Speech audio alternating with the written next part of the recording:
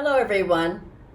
I'd like to start our class today on energy and magnetism, the cornerstone of the teachings of Paramahansa Yoganandaji, by asking you all to stand and let's do just a very brief exercise, pranayama with movement together to recharge our body battery. This is how Paramahansa Yoganandaji put it. So please stand.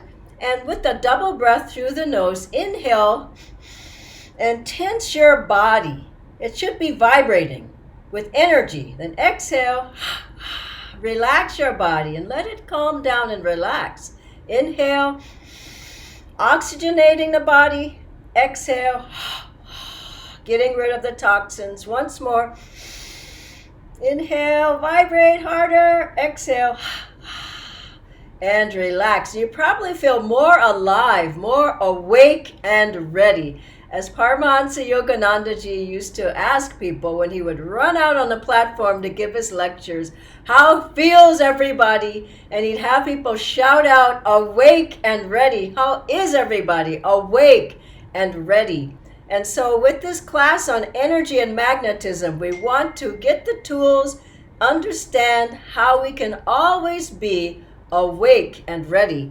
I would like to start first with the reading from this book by Paramahansa Yoganandaji on achieving glowing health and vitality. He says here, through the right exercise of will, yogoda or energization recharges dying tissue cells and worn out mental facilities and helps form billions of new cells. Through these exercises, all the various tissues, bone, muscle, connective nerve, and all are proportionately formed. Circulation, respiration, digestion, and all other involuntary processes of the body are harmonized and invigorated, and the mind is clarified. Through these exercises, there's a healing balm for nervous abnormalities, stomach, abdominal problems, various things, headaches, rheumatism. He goes on and on, eliminates colds, bronchitis, brain power and memory are increased. And so you can see, by the right use of your will, bringing in prana, life force from all around you that animates everything around you. It also animates our bodies. We can say that we're animated and we're fed through food and water and oxygen, but these have to be condensed into prana, converted into prana to be able to charge our body. What we're talking about in particular right now is how to charge the body from the prana itself.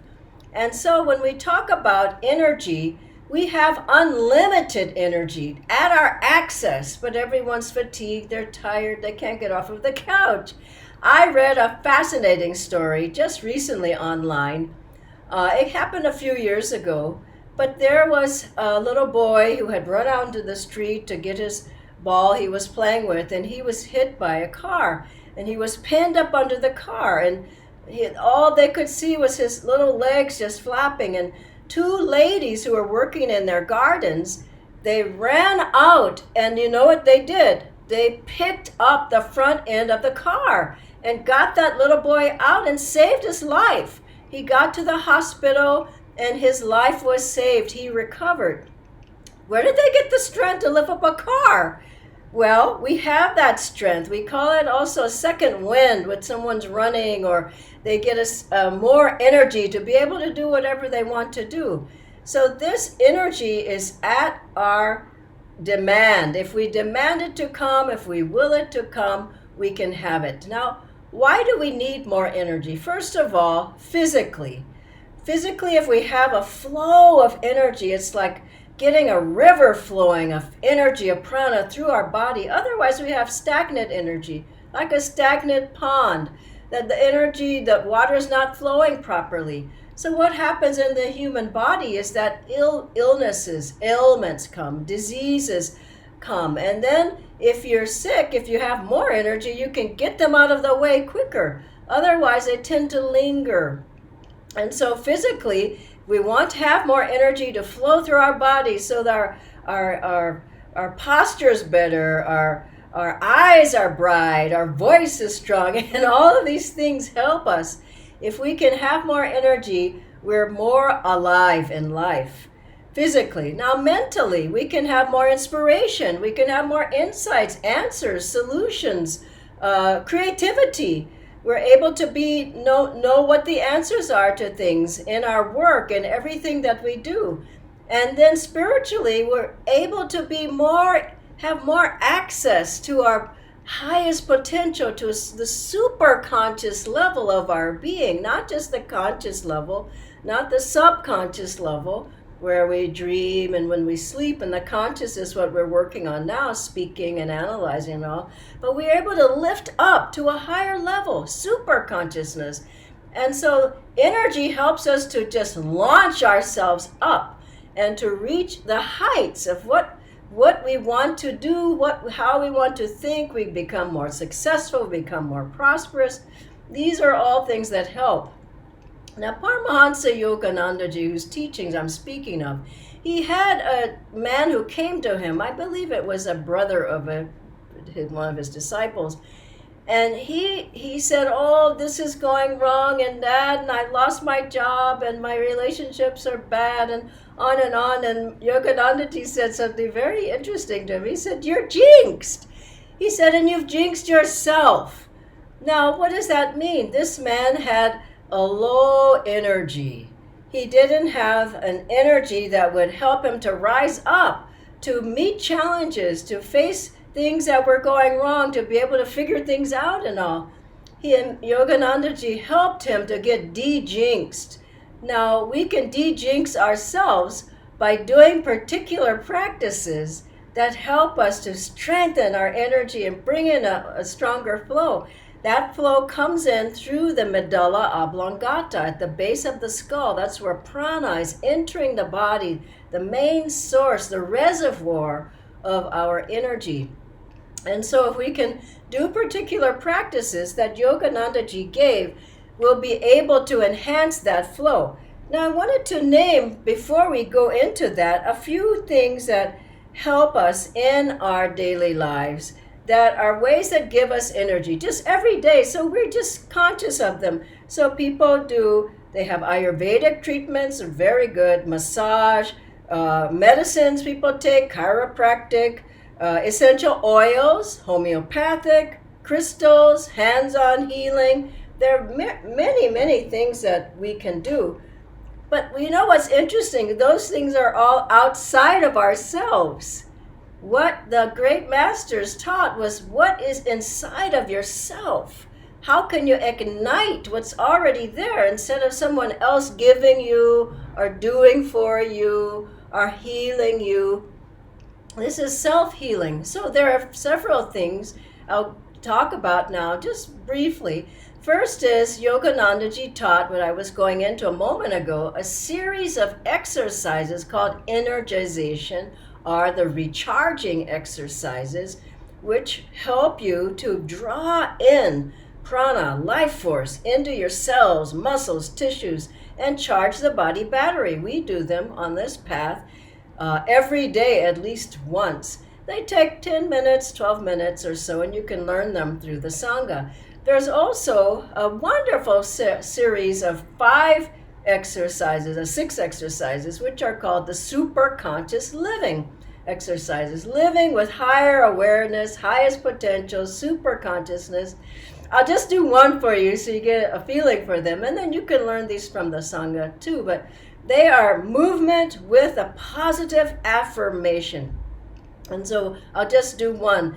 I am awake and ready. I am awake and ready. I am awake and ready. And imagine doing that when you feel kind of in the dumps, fatigued. And another really interesting thing that Yoganandaji taught was with the energization, which we did at the very beginning when we did this. That was one of the energization exercises, or at least part of one.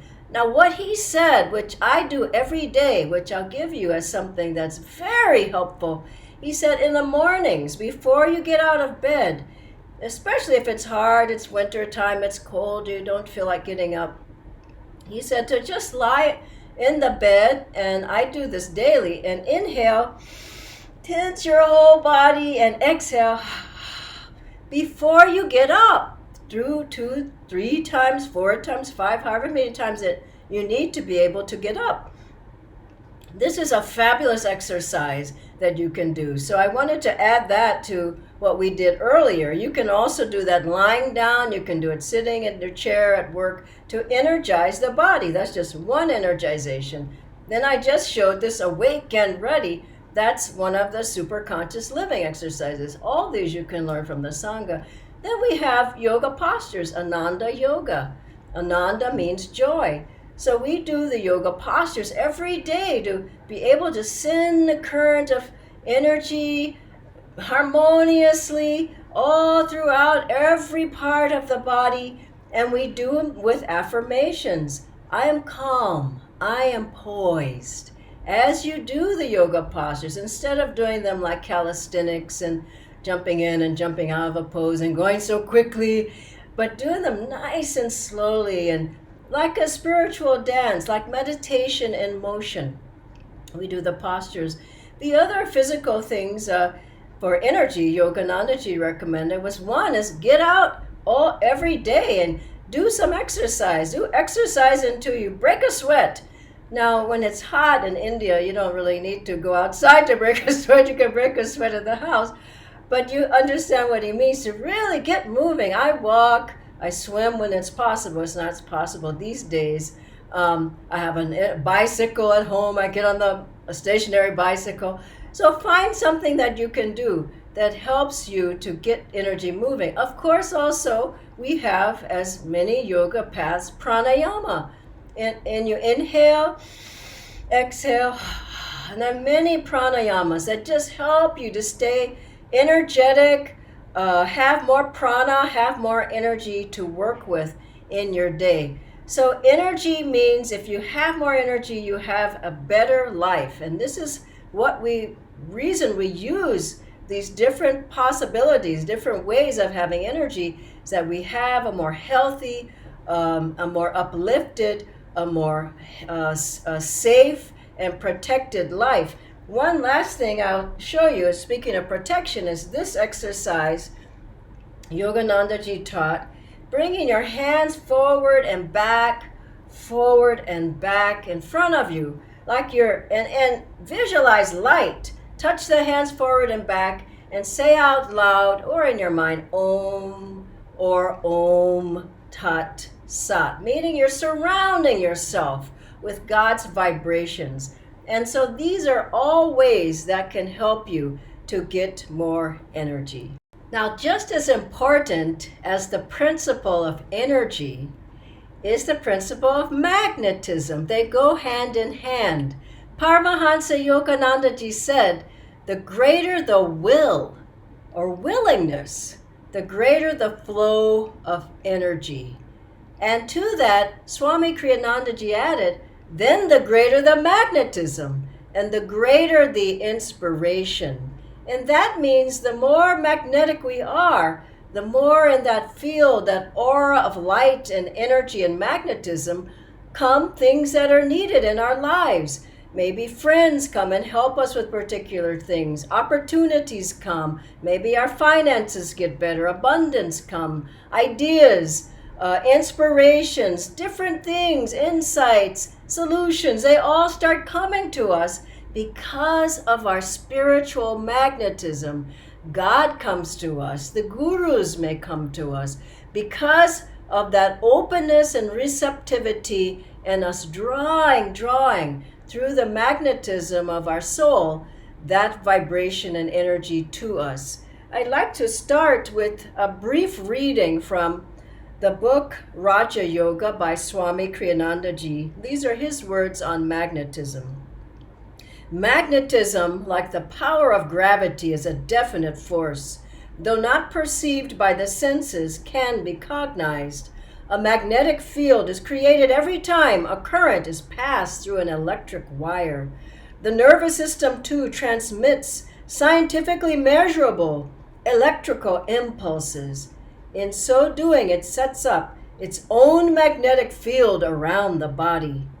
The more clearly the energy flow in the nervous system can be perceived, the greater one's power to control his life and physical world around him.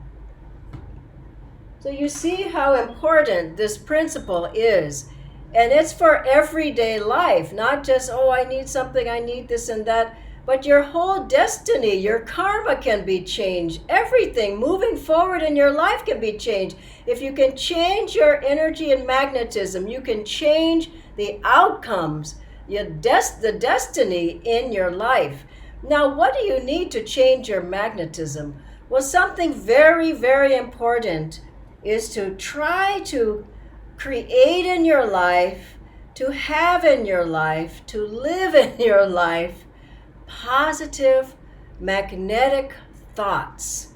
Now, thoughts are things. They're putting out into the ether impulses, and those thoughts draw to you. Like is attracting like. They draw to you what you put out. What you sow, you must reap.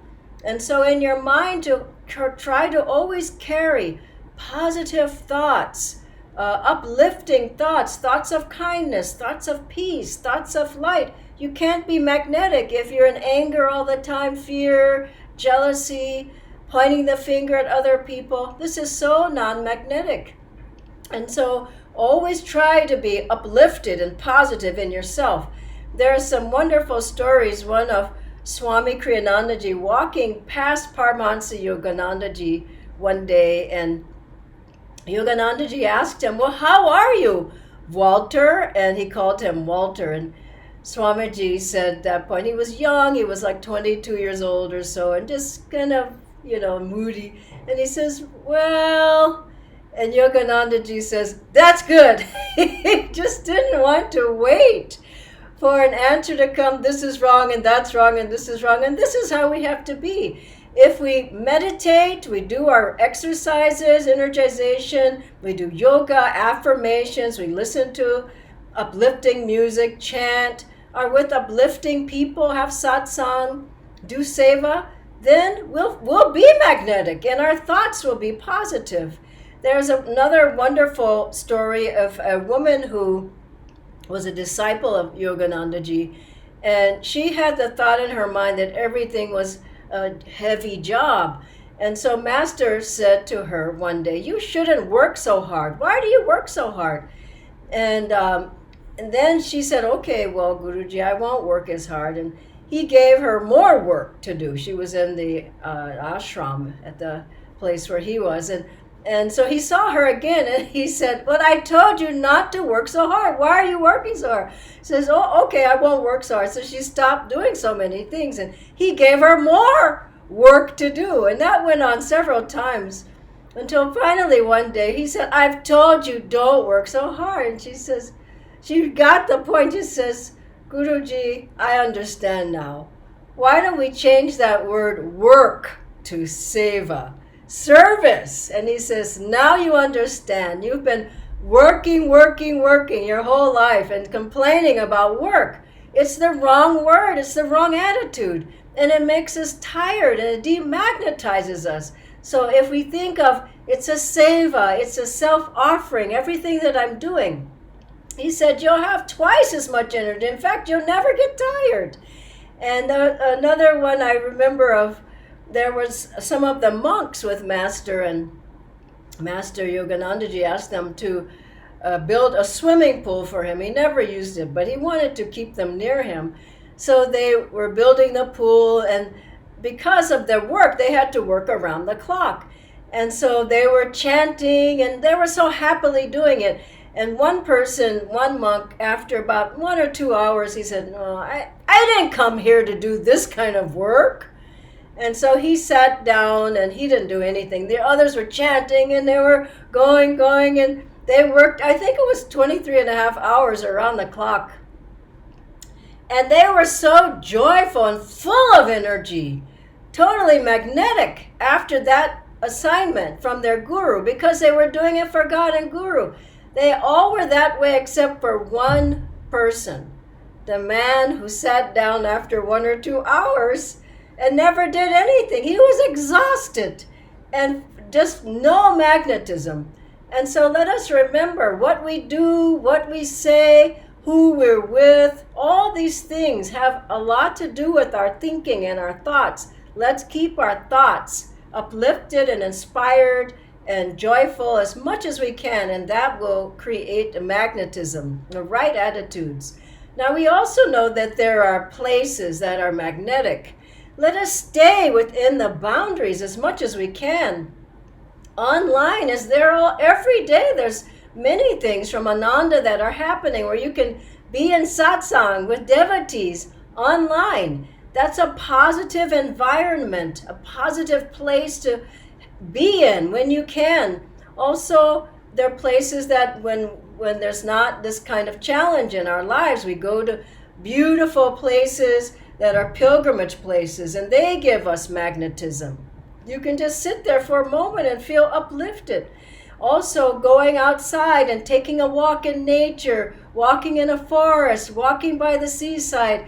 These are all things that help your magnetism to be very strong and help to just get rid of. People are way too much on social media, just staring into a computer all the time. We need to get out. And also make your home a pilgrimage place. We're there all the time now. Beautify your home. Make altars around. I have an altar before you come in the front door at where I live. I have an altar as soon as you come in the front door. This is a beautiful altar here in this office, which is now like a temple. I have an altar in my bedroom. I have an altar in my meditation room. So make your place spiritual. Make it magnetic and do puja, cleanse it spiritually, and you'll find that it becomes a wonderful place to be in and very uplifting, and people can feel that when they come in. Another one, I think that something that's magnetic, that magnetizes you, is your diet. Now, I can't go long into this, but the first part I'll go into is your mental diet. That's very, very important. The mental diet. What do you read? What programs do you watch on television? If you're watching people that are upset and they're upset with each other and they're mad and they're yelling and they're shouting, and then you go to bed after that, you're not going to feel good at all. And these kinds of things just poke holes in your aura. You meditate, but then you watch something like that, or you read a magazine, something like from Bollywood or some magazine that gossip magazine is what I want to say. It's just, don't read things like that. It's not healthy for you. And watch the videos that you watch, the books that you read. My gosh, some books have such an uplifting. Yoganandaji said he put his vibration in Autobiography of a Yogi. You read that and you just feel cleansed. The Bhagavad Gita, you just feel cleansed and purified, that your eyes can look upon those holy words. And so be careful what you bring in yourself, what you put into yourself. And then foods, other physical foods, vegetables and fruits are much more magnetic. I'm going to read a list to you here in a moment of Yoganandaji's, but back up on eating so many sweets, heavy, oily foods, greasy foods. You know what I mean, chips and things like that. And I remember once I was at a class in Gurgaon here, and I was giving the class, and I was saying, now, there's too many sweets. Can't we have less sweets here? And, in India. And I said, like, for example, like something like, I don't know, gulab jamun. Isn't one enough? I was asking the class. And one man there, he says, no, Dhyana, it's not enough. You just got to have 4 or 5 of those. But if you find, just back up a little bit from overeating too many sweets or too many fried foods, and include more fruits, fresh fruits and vegetables, you'll just feel so much better. And I want to tell you here what Yoganandaji said, that these particular fruits, they have spiritual qualities. Isn't that a wonderful thing? that just like their Bach flower remedies, there are many different things that have spiritual qualities. And he said that these different foods, that they have spiritual qualities. I'll tell you, he said all citrus fruits banish melancholy. They have the spiritually uplifting energy. And then cherries, for example, are for cheerfulness, to lift one's energy into a cheerful mood. Pineapples for self-assurance. I won't be able to read all these to you, but you can get this list online. You can just look up spiritual qualities of food by Yoganandaji. Beets give you courage. Isn't that a great one? Corn gives you mental vitality. And tomatoes give you mental strength. Isn't that wonderful? And while I'm on that, Swami Kriyanandaji was so attuned to all the levels of magnetism and things that were magnetic. And he also said in one of his books, Living Wisely, Living Well, that colors are magnetic. And people think, well, no, colors don't make any difference. But you look at a blue sky, you go, wow. You look at the flowers, oh, how beautiful those colors are, don't you? You look at the trees and you say, oh, how beautiful. We know that colors make a difference. If we go outside and everything's gray, you go, oh, you don't feel this so well. So Swami Kriyanandaji, he said about certain colors, their magnetism. He talked about that they are magnetic. And I'll read just a few of these to you. That red is for cheerfulness. Just like the cherry is for cheerfulness, red is for cheerfulness. And you think of wearing red and you just feel, yeah, I feel good. Orange is a color of fire, good for getting rid of desires and attachments. Yellow is for wisdom. Isn't that a wonderful thought? And for creativity. And green, of course, is for health and also for harmony and well-being. And of course, blue is a color that's very sattvic and very calming, very peaceful, and very uplifting. And then the last topic I'll go into with you on magnetism is music. Now, Swami Kriyanandaji wrote 400 pieces of music. And Paramahansa Yoganandaji, he wrote and translated many chants. Now, Yoganandaji said his chants, just like his book, autobiography, his chants were spiritualized, that he chanted them over and over and over until he felt a divine response. Now, what does that mean? If we chant those chants, we too can tap into what he felt, the blessing he received from God. And so this is why we chant particular chants. And Swami Kriyanandaji wrote chants, and he felt a blessing through those chants. And his music that we listen to, he said he attuned his music to the vibration, the highest vibration of our existence, which is the Om vibration, that he attuned the music. What does that mean? If you listen to that, you're receiving a blessing.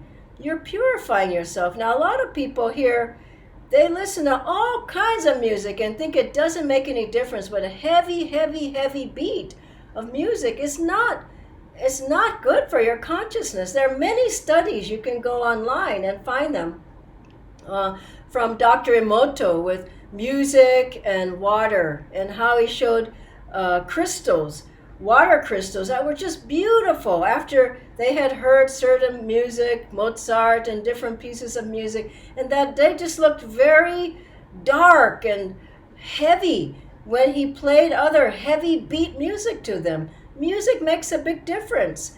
And so if you can listen to uplifting music, you get more spiritually open and magnetic. And what happens, I remember one time we were chanting Door of My Heart, one of Master's chants, for one of Guruji's elderly disciples who was staying at Ananda village. And we just were chanting that, we loved chanting it. And she was there, and she was maybe in her 90s, and she said, no, stop. That music, that song would draw Master Paramahansa Yogananda. Now, isn't that beautiful? Because we were singing it with such heart, and it was a song that he enjoyed as well. So think of drawing the masters with the music that you have. Also, there are many studies on plants and music, and how the plants, they put plants next to a speaker and played like a heavy boom, boom, boom, boom, boom, heavy beat. And the plants tried to get away from the speaker. They went in the opposite direction, and many, after 2 weeks of listening to that, these were experiments done by Dorothy Ritalik. After that, the plants died, or they escaped the room. They just tried to get out of there as best as they could. And so let us not think that any music is okay. You're just bombarding yourself in a negative way. Then the thoughts go down, then the energy goes down, then the magnetism goes down. So I'd like to close now with an affirmation that I'll do with you that is one that is on energy, that will help to strengthen your energy. Please, let's close our eyes and listen to these words first, and then I'll have you join me. These are the words of Paramahansa Yoganandaji. Within me lies the energy to accomplish all that I will to do. Behind my every act is God's infinite power. Please repeat after me each phrase out loud. Within me lies the energy to accomplish all that I will to do. Behind my every act is God's infinite power. Within me lies the energy to accomplish all that I will to do. Behind my every act is God's infinite power. A little more quietly, within me lies the energy to accomplish all that I will to do. Behind my every act is God's infinite power. God bless you all.